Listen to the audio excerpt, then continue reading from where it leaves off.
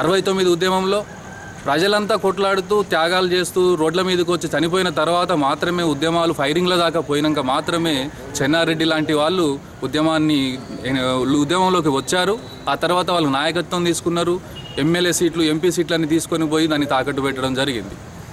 ఈ రోజున తెలంగాణ ఉద్యమానికి దిశ దశ నిర్దేశం చేస్తూ కర్త కర్మ క్రియ తామే అంటున్న వాళ్ళు కూడా 2001 తర్వాతనే మొదలైన సంగతిని తెలంగాణ ప్రజానికి అందరికీ తెలుసు.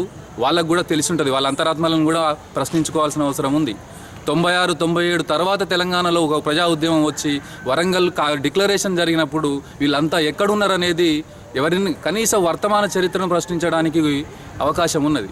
వర్తమాన చరిత్రను పరిశీలిస్తే భువనగిరి డిక్లరేషన్ కావచ్చు, వరంగల్ డిక్లరేషన్ కావచ్చు, ఇక్కడ హైదరాబాద్లో పెట్టిన ఒక పెద్ద బహిరంగ సభ కావచ్చు, ఇవన్నీ ప్రజల ఆకాంక్షలను వ్యక్తం చేసినాక మాత్రమే దీనికి ఒక ప్రజా ఉద్యమంగా మలుచుకునే అవకాశము, శక్తి ఉన్నదని తెలిసిన తర్వాత మాత్రమే రాజకీయ నాయకులు దీంట్లోకి ఎంటర్ అయ్యిండ్రు.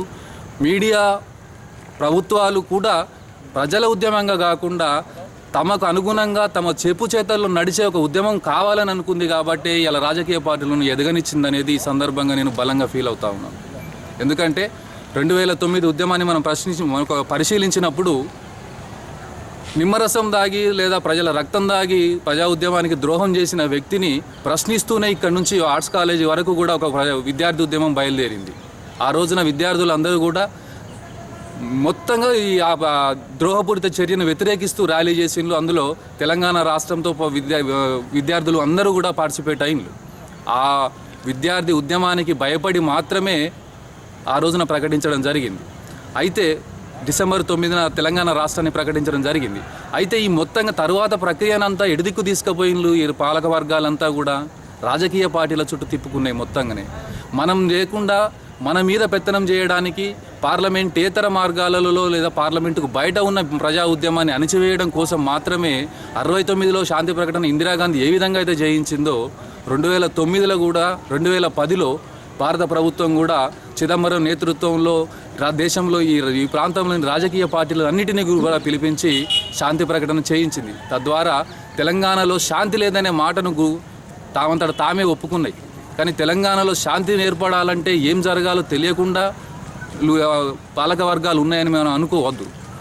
తెలంగాణలో శాంతి కావాలంటే తెలంగాణను ఇవ్వాల్సిందేనని, తెలంగాణలోని మొత్తం ప్రజా ఉద్యమాన్ని పక్కదారి పట్టించడానికి తమ ఏజెంట్లుగా దళారులుగా ఉండడానికి ఎవరైతే ఇష్టపడ్డారో వాళ్ళతోటి మాత్రమే చెప్పింది. చిదంబరం కూడా చాలా స్పష్టంగా చెప్పినట్టు అనేక వార్తలు ఉన్నాయి.